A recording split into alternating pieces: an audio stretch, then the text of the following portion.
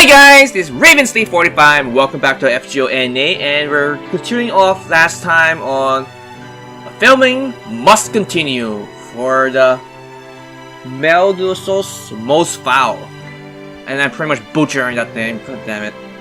So last time Moriarty was tasked with filming or getting the script of this particular story in the Singularity completed so they can get more resource for Caldea. And during the filming, Moriarty mysteriously got poisoned and might have been killed off in the script. And you were tasked to find out who done it. So let us continue and figure out who is the culprit in this murder mystery.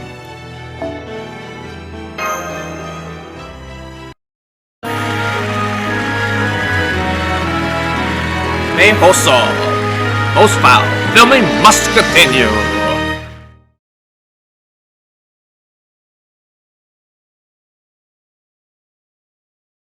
Meanwhile, back at the crime scene. Oh no! Moriarty's Shubi just collapsed! Moriarty, are you alright? It's okay, senpai. Please keep recording. I'm sure we can handle this. Are you sure we can handle this? For the time being, we should bring her somewhere with proper bed to rest. I think there was a room over that way, right? Indeed. It's a small room, but we certainly cannot leave a beautiful sage like her lying on the floor.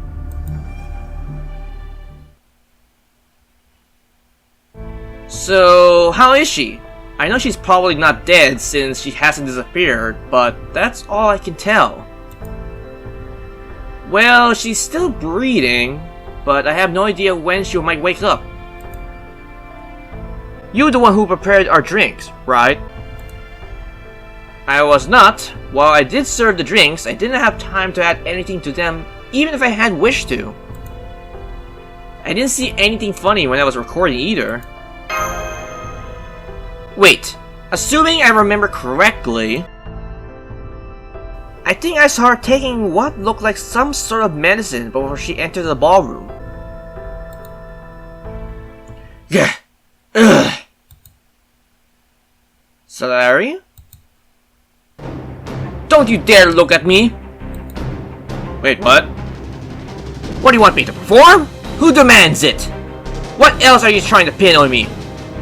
Calm down, Salary.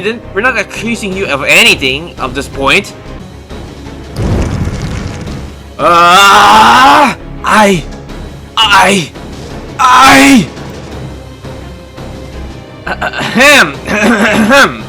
Any minute now? Glaring. Shut up!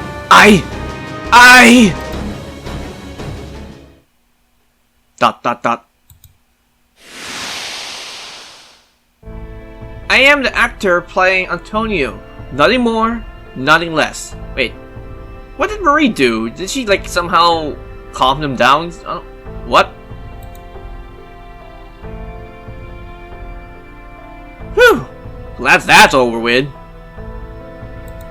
Wait, I think there was some kind of connection with Marie and Antonio. I forgot. Well, anyway, I will probably remember eventually.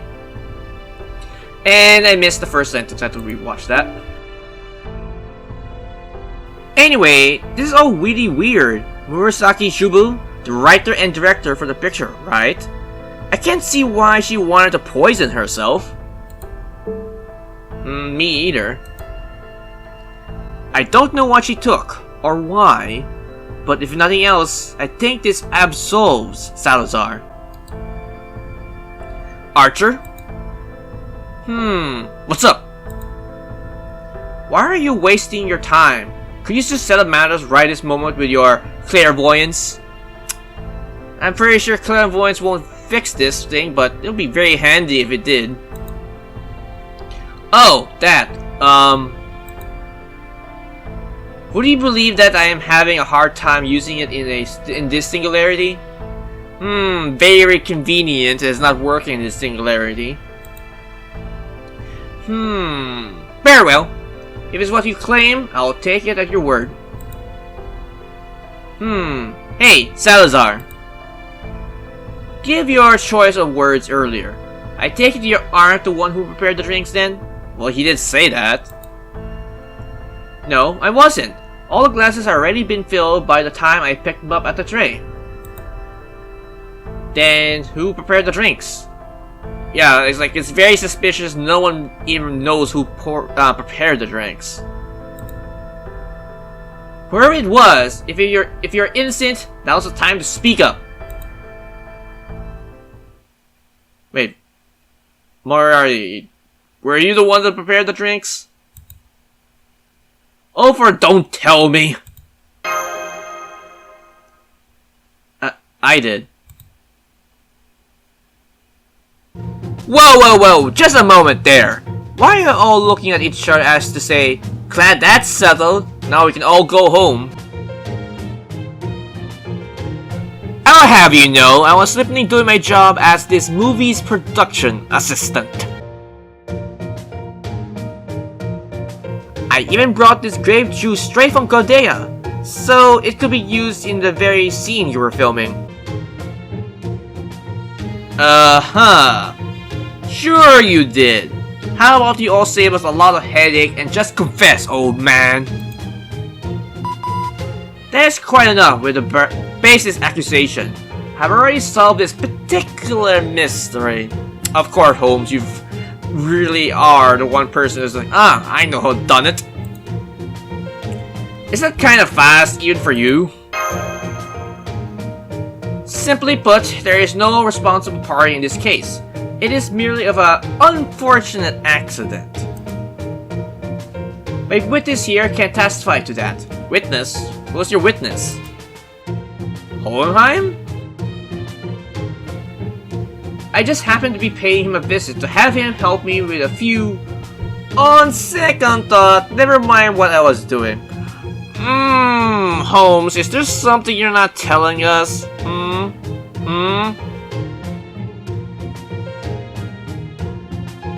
All that matters right now that he knows the truth of what took place there. First, I have a question for all of you. Okay.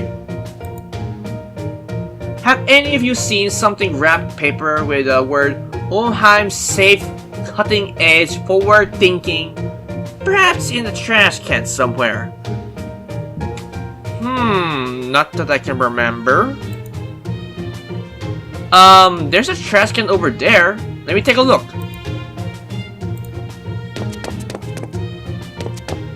Yes, there is. It says it's right here. Hohenheim safe, cutting edge, forward thinking. Then it's just as I suspected. That is the medicine I prescribed for her. As you know, it puts the patient in a state of deep sleep until they're completely recovered from their fatigue. Okay, so at least we know Moriarty didn't, kick the bucket or anything. This stuff put us in a bind last time too. She asked me to prescribe something that would help with her exhaustion. So I gave her 2 doses of that medicine. See, what did I tell you? I'm an innocent man. Innocent! Let me say it one more time. Innocent! Yeah, the freaking da. Enjoy it while it lasts, geezer. Probably won't happen ever again. It seems Miss Murasaki has been up entire previous nights when she has agreed to take on this project. Given that she must have already been exhausted from lack of sleep before, she began the challenging work of writing the script and putting the production together. It's no great surprise that she thought to ask Paracelsus for help in dealing with her fatigue. No shit, Sherlock. Staying up for days and on end seriously mess with your decision making. And it is exactly Sherlock is his name, so yeah. I did wonder why she wanted the medicine, but decided it wasn't my place to pry. Perhaps it would have been better if I had done in this case.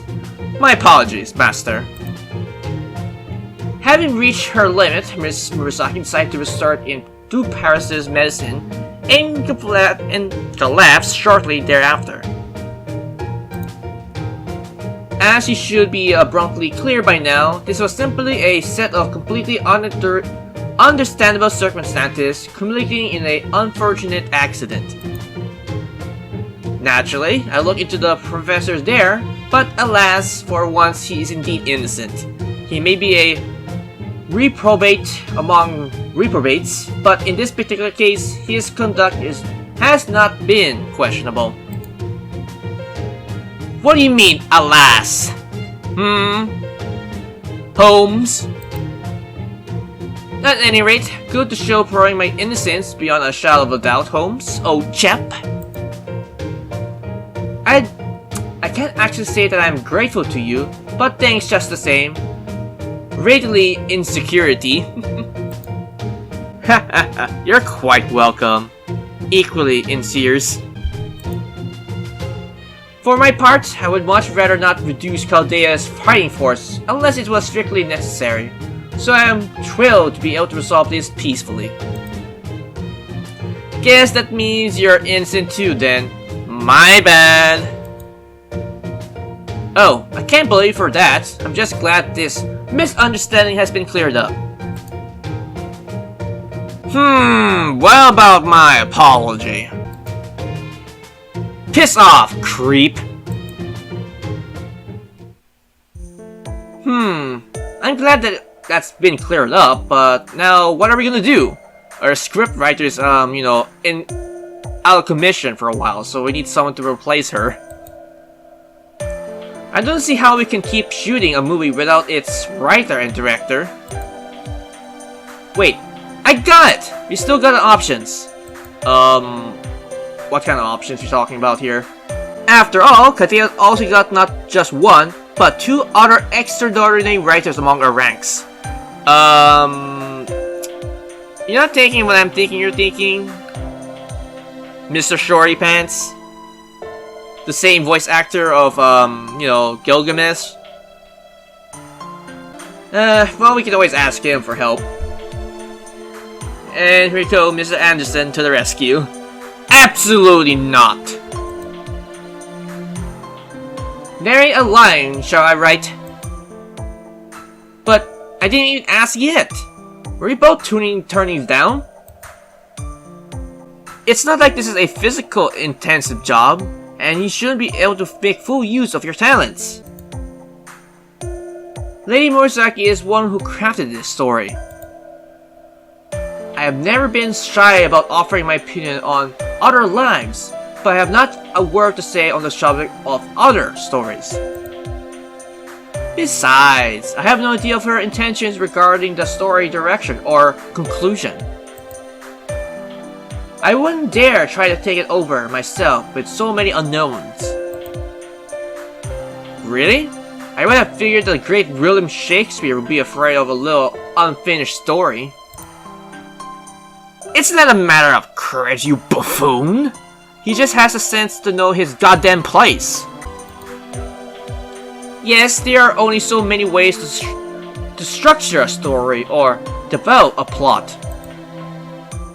An author of Shakespeare Keller could easily write a continuation of the story on the spot if he so desired. But there are more to stories than just their structure and plot.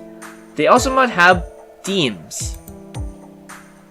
The theme shapes everything about a story. It's the soul of the work, the core idea that answers the question of why the author wrote it. And every writer worth the ink in their pen knows trying to continue a story when they don't know the theme can only result in a mess. There is an expression from the Far East that sums it up in, well, one can make an image of the Buddha, but one cannot make his spirit. Don't you really want Shakespeare to waste his time writing soulless dribble like that? Maybe. I certainly written my share of soulless dribble purely for entertainment, but this hardly seems a good moment to mention that. Indeed, it would be one thing if Lady Moriarty were supervising my efforts, But given her current incapacitation, my hands are firmly tied. Even if she decided to have notes or an unfinished script to pursue, there is every possibility that the whole affair might change dramatically by the final reversion. There, you see? We're shit out of luck. Then the only thing we can do now is wait for the Sleeping Beauty there to wake up. I swear, this is the whole problem with popular writers. They don't even know how to take care of themselves. I see. I guess it makes sense that a famous author would be a little reluctant to take over another famous author's work. But, man, what are we gonna do? I guess we just have to give up on the Singularity's magical energy then. Maybe, maybe not. In spite of everything we just said, I do get the sense that this story is well on its way. Between the black background exposition, characters, introduction, and this latest shocking event, I say all the pieces are in place for an interesting story indeed.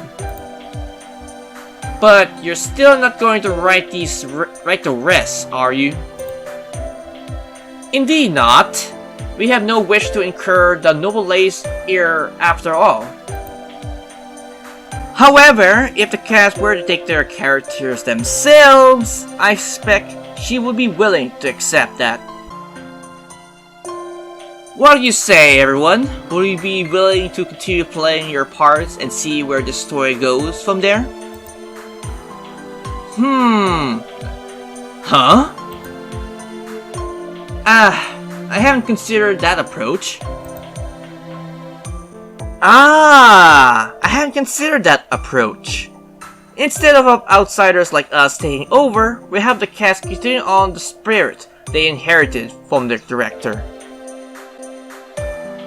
Yes, I doubt Moriarty would have anything to cry about in that case.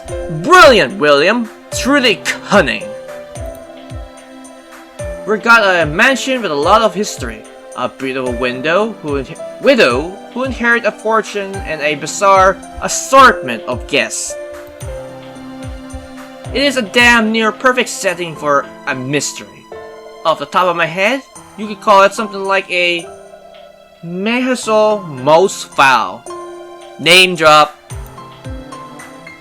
In other words, you are the leading actors now. Ho ho ho! Hey, dipstick! How about a little reality check, eh? We aren't actually actors, you morons! How about you, Professor? Perhaps you can make yourself useful for a change. The problem is, I would never come up with such a splash dash scheme. I prefer my schemes to have wrap up nicely before anyone knows something is amiss. While the idea of writing a mystery based on one Sir Moriarty's crime plots does sound appealing, I'm afraid I need to give it a pass this time. When writing a mystery, you begin with the end and work backwards. Every character introduced must have a purpose and everything should be wrapped up neatly in the end. Conversely, such stories tend not to be particularly dynamic. Right, if anything fits together too neatly, the story starts to feel robotic. Ideally, you want the characters to ignore the writer's carefully laid out plot entirely and start going about their own affairs. Don't worry, as long as you all commit yourselves to your parts, the rest of the story will basically write itself. I guarantee it will be an absolute train wreck, but at least you will get it done. I think even that might give us too much credit, like John said. None of us ever had acted before. Do you guys have a mirror over there? Yes? Then spend an hour or so and take a good long look at yourselves. Listen to me. Every last one of you is already a character. You're all famous enough to be engraved into the history itself. You're inherently interesting just by your own very existence.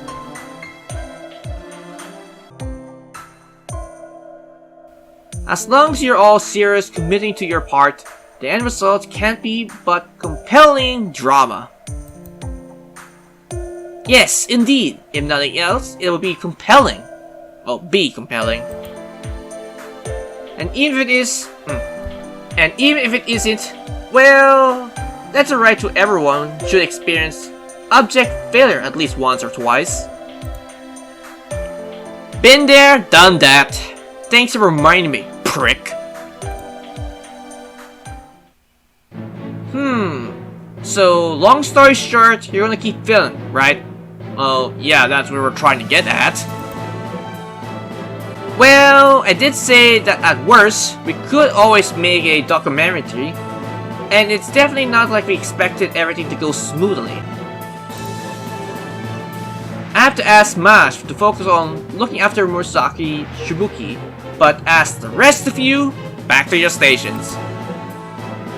John, Roma, Salazar, Tristan, Ozymandias, Arash, Man in Grey, you mean, Jane Moriarty. As of course, Red and Sleet. I'm calling on all of you to keep an eye on the General. The camera's rolling, and do your best to make this as good as a movie as possible. Alright, we will.